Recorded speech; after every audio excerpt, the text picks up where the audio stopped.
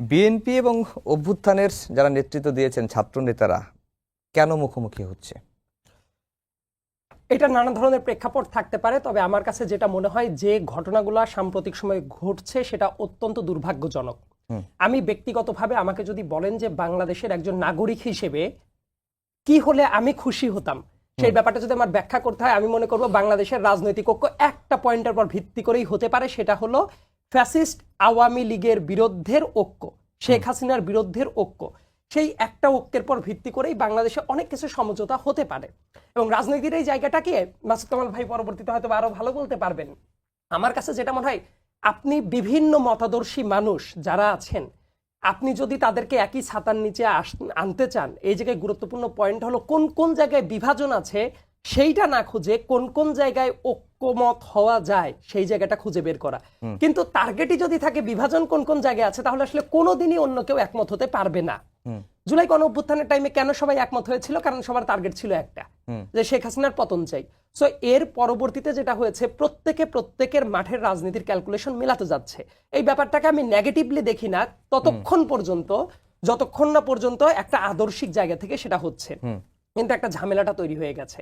আপনার প্রশ্নটার ভেতরেই আমার কাছে মনে হচ্ছে একটু প্রবলেম আছে। এই প্রবলেমটা অবশ্য আপনি তৈরি করে দেন নাই।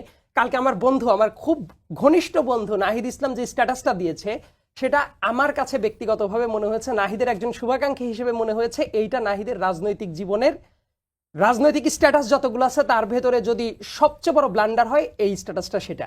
এবং এই জায়গাতে সিরিয়াস কয়েকটা প্রশ্ন তোলার জায়গাটা আছে। খেয়াল করে দেখেন, আমি কিন্তু আগেই বলছি ছাত্রদের একটা রাজনৈতিক দল গঠন করা অত্যন্ত জরুরি, এটা বাংলাদেশের জন্যই জরুরি।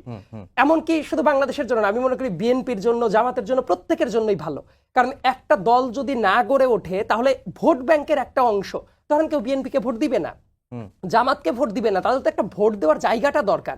সো ছাত্রদের একটা ভালো সোশ্যাল ক্যাপিটাল ছিল, সেই জায়গা থেকে একটা দল গঠন করা অত্যন্ত জরুরি এবং সেটা বাংলাদেশের জন্যই ভালো হতো। গ্যাঞ্জামটা যে জায়গায় লেগে যায়, নাহিদ যখন এই স্ট্যাটাসটা দিল, পুরো টার্গেটটা করা হলো বিএনপিকে তাক করে। আমার প্রশ্নটা হলো, সেম ধরনের কথা মির্জা ফখরুল ইসলাম আলমগীরের আগে জামাতের আমির শফিকুর রহমান সাহেব বলেছেন, অন রেকর্ড বলেছেন। তাহলে এই স্ট্যাটাসে একটা সিঙ্গেল বারের জন্য জামাতের আমিরকে বা জামাতকে কেন টার্গেট করা হলো না?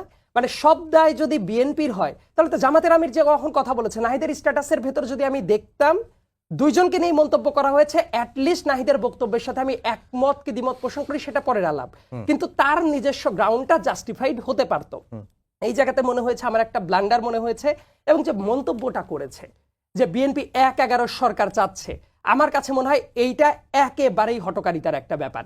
একটা কথা মনে রাখাটা খুব বেশি মাত্রায় জরুরি। ডক্টর মোহাম্মদ ইউনূস যখন এসেছিলেন, উনি কি বলেছিলেন? যে উনার নিয়োগকর্তা কারা? এই ছাত্ররা। উনার নিয়োগকর্তা যদি ছাত্ররা হয়ে থাকে, তাহলে তার নিয়োগকর্তাদের নিয়োগ করা ছাত্রদের বাইরে যারা আছে, ডক্টর মোহাম্মদ ইউনূসের নিয়োগকর্তা কারা? ছাত্ররা।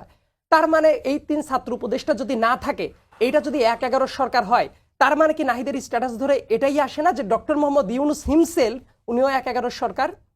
তো একটা ক্যাবিনেটের সিদ্ধান্ত কিন্তু ইন্ডিভিজুয়াল কোনো সিদ্ধান্ত না, কালেকটিভ সিদ্ধান্ত। তার মানে ডক্টর মোহাম্মদ ইউনূসের পরে এই ছাত্রদের কোনো আস্থা নাই? এটা তো সাংঘাতিক রকমের একটা কথাবার্তা।